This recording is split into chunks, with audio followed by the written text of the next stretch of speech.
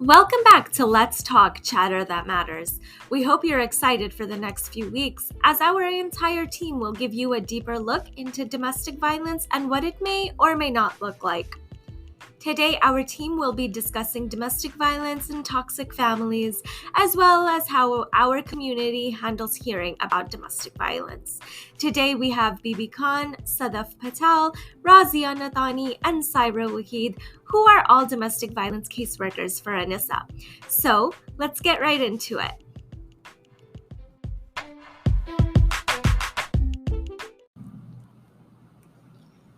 Assalamu alaikum, everyone.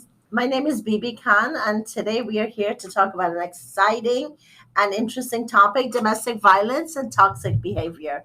So many people are confused as to when domestic violence is domestic violence and when toxic behavior is toxic behavior. So today, the most important point that I want to make sure that we understand: not all toxic behavior is abuse, and all abusive relationship is full of toxic behavior.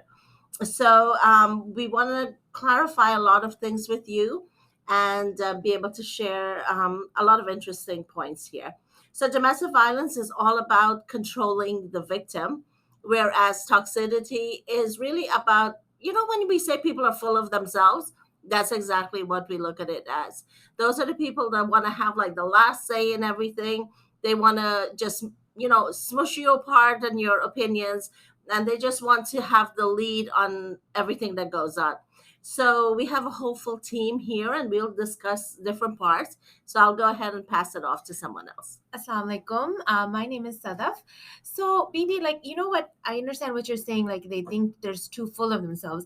But I was also thinking, toxic behavior is a lot not understanding how to get things across, like being full of pressure. Like, sometimes parents, when they having expectations that are sometimes unreasonable but not realizing it. So toxic behavior can sometimes come into a home without anybody even realizing that that's what they're doing.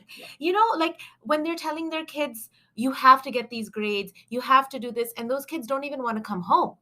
They feel like, oh my god, my home is so toxic, this is, there's no way I can meet my parents' expectations, let me just do whatever I want. And toxic behavior, remember, is not only for family members, it's your coworkers, the people you work with, even when you go shopping and you feel the need to be yelling at the cashier, right? So toxic behavior spreads all over the place. Assalamu alaikum. This is Raazia Nathani. I'm a caseworker for domestic violence. So, talking of toxic behavior, I think some of it, like Sadaf said, is about people not adapting to the time, to the current environment. We have a lot of immigrant families, and they have not successfully made the transition to living in America in the 21st century. The way our school system is, the way the exposure that the children are getting, and their expectations from the children are so similar to what they were as kids in the 80s or 70s or whenever that was. So I think some of it stems from just a lack of the ability to adapt into a new environment. Keeping the old values, and I mean, even if you want to keep the old values, but keeping all of that magnified over here because you're so scared that your kids will assimilate into the environment. A big part is honestly enforcing your thinking, your mindset that was 40 years ago onto the kids today. That's causing a lot of problems. And you know what? Toxic behavior, I feel, is causing mental health problems as well. Like, kids are in depression, they have anxiety attacks because they feel like they're not living up to certain expectations, or they feel like they're not good enough because that's what they've been told. Because parents want to keep this persona in this image, right, that we bring back from our old communities, that you have to have this certain image and you have to do that kind of stuff. Assalamu alaikum. My name is Saira, and I would like to add this thing that something is very important to recognize where the toxic behavior is and address the issue, that this is the issue of the behavior. And if you leave it untreated, it will become into more toxic, and then eventually Yeah. to violence. Yeah. And So abuse. Yeah. So there's a fine line between that. Yeah. And if we don't recognize the first thing, then Mhm. you of course can't see what's coming after that. So in that way, like, even not only child, just adults also get, like, affected by that, like between relationships in a family, or even with the extended family, like in our culture, like mother-in-law, Mother-in-law. sister-in-law, Yeah. brother-in-law. Yeah. So it has to be addressed right when it starts. Right. And if it's you leave it untreated or like addressed, so it will cause even bigger problems and our turn into fears cause toxic behavior. yeah. Sometimes we don't, like, the mother-in-law fears losing her son, so she has toxic behavior with the daughter-in-law, Yeah. But we could go on and on about this. I know we have more Yeah. questions that need Yeah. to be done. And I think one important thing is to remember that it's like Saira said, it's very easy for toxic behavior to turn into abuse. Yes. Toxic behavior is the first step for abuse, right? So the lines are very not undefined, but also it overflows so quickly that you don't even know when it happened, right? So yeah, toxic behavior is very, very dangerous in a home. And the sooner they do get help, speak to a counselor, even whatever you need to do as a family, get together and discuss what are you feeling, what are you getting on. Communication. And a lot of the times we actually enable toxic behavior because we are not very good culturally in setting boundaries, and we tolerate because, like parents, for example, religiously and culturally, they are revered so much that we don't even question what they're doing, right? And we don't even question, like, aunts and uncles and all, grandparents, out of respect. So we actually enable that by not having boundaries to protect ourselves, to protect our children, to protect, each other. Even in friendships and in the workplace, I think it is very important to realize that culturally we lack the ability to set appropriate boundaries. And even if we have boundaries, we don't respect those. Yeah. So True. inshallah.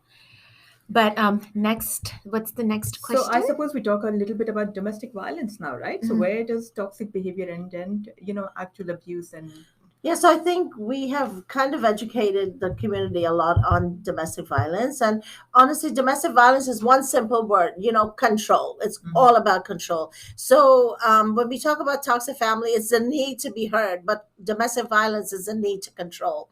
So I think anything when it comes to like controlling, whether it's verbal, it's emotional, it's physical abuse, that's all domestic violence, right? So domestic violence really is usually from a family member or partner, whereas toxic behavior comes from anyone, anywhere. So let's talk about domestic violence in the Muslim community, Yeah. right? Like, how is it different than, what do you think? So domestic violence in our community, of course, I look at it as double of what it is in other communities, mainly because we have strong religious beliefs, our cultural beliefs. There's a lot more, like there's immigration abuse, there is threatening divorce abuse. There's so many abuses, right? So how about the fact that we don't think abuse is abuse? Yeah. Or that our parents are like, that's okay if he hits you a little, put up with it, because they have fear of, they don't want to have a broken home. And so they think that even if it's broken from inside, it's okay. It's okay because as long as from outside, it's because So the there biggest are so many things that we don't even realize as abuse. Yeah. When I was getting that training, and it's like when you do something to avoid something for other, like in pressure, you're doing something like, I don't want to do something, but I do it so I don't Upset somebody Yeah. else, is a kind of abuse. Yeah. And in our culture, where you lose your personality, right? it's like it's a norm. So that's it's sort an of like expectation. verbal. It's sort of Yeah, like verbal, it's like emotional expectation. So abuse. you are expected to do anything that he Yeah. likes or she likes or will make them upset. Yeah, I think in our communities and in general, I think domestic violence is really, really hard because generally if somebody commits a crime, they are held accountable for it. But in domestic violence, the onus is on the victim, right?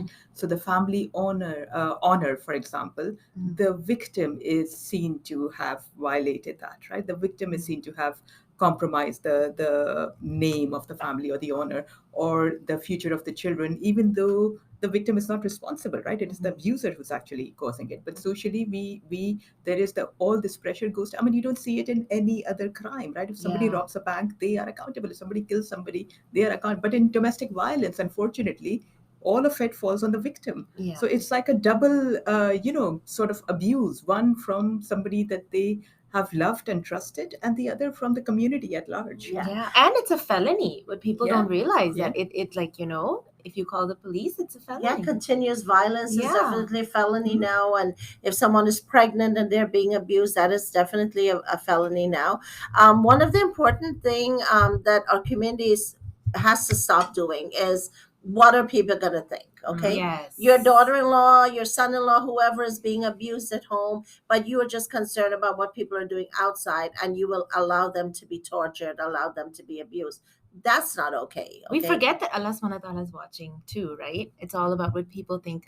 But even as the women themselves, like even the women or men also go through domestic violence, but a lot of times the women, they've just been housewives, right? They've never worked. And so they're also that fear of, are we going to have that same financial stability? Are we going to be able to? And even our community doesn't Yeah. accept it, right? You see a woman who even is like divorced, or somebody who's a single mom, a lot of people stop inviting them. A lot of times, you don't include them in your couples gatherings or your and that has to stop. Yeah. That is something that as a Muslim community, we need to understand, that people go through things, and it's okay if something happens and a marriage breaks up. We need to embrace everybody. It's And those victim kids blaming, especially. right? Yes. It's victim blaming and victim shaming. And it is like, even in a marriage, like a woman who is independent or working is considered somehow disobedient, right? Where that is not the case, and that doesn't need to be our thinking. And a lot of times we have seen cases where parents, when someone is divorced, parents do not want their kids to associate with them. And kids and domestic violence is a total, we need like to have 10 episodes of this to discuss Oh my that. gosh. But just knowing what's right and wrong in domestic violence, I think that will help a lot. And we need maybe to do a lot more educating on domestic violence, because our communities, they know, but they don't know. But So educating, but also accepting. I think our community needs to learn to accept. And once they do that, then it'll become easier for people to get out of abusive situations. Like we had this client, and it was so sad. Like we heard about her through like a social media group, and she was so isolated. Like her husband did not let her speak to her family. She did not have a phone. She could not leave her house. And so somehow she had gotten a phone, and she was able to put that this is what's happening to me. And we actually were trying to figure out how we can throw a phone in her backyard so that she can have communication with us. And from that, mashallah, when she came in, she wanted to do everything she could to make her marriage work. That was her thing, that I want to make sure that he understands this is not okay, and we live a normal life. But he didn't want to do that. He's like, if she doesn't follow my conditions, if she doesn't do this and this, and not talk to her mom, and not do this, and and he was also very physically and verbally abusive to her. He said that she cannot be anybody. She was a housewife. He said she won't be able to live one day outside the house. She didn't even know how to drive. He was like, one day outside this house, she's not going to be able to live. She's not going to be able to survive. She's a nobody. I'm such a big person for putting up with her. And now, mashallah, she has her own apartment. She did her dental assistance. She has a great job. She's actually even hired a nanny, mashallah. And this is just, and her divorce is final. And this is just 6 months after leaving that home. She is a new woman. I mean, we just saw her yesterday, all of us, and we couldn't so believe the great to change see in the way that her. she was talking and the way that she was carrying herself. She's a new woman. She was stuttering when she first came. She could not talk.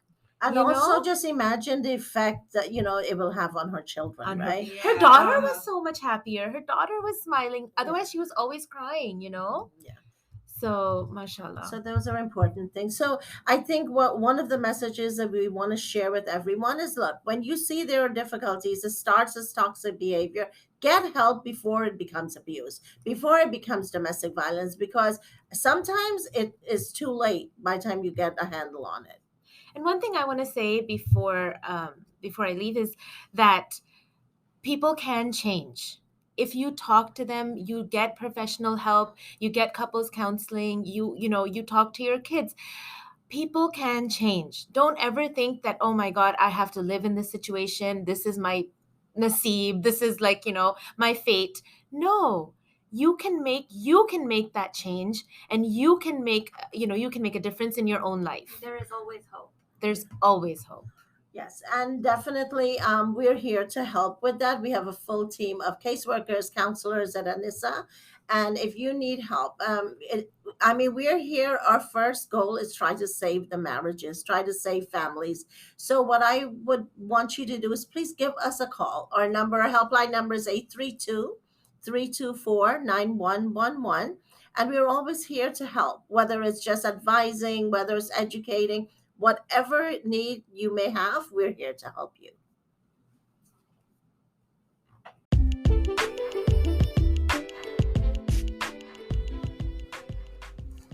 Thank you for chatting with us today. Don't forget to subscribe and share our podcast. And tune in next week for your weekly dose of chatter that matters. See you next time.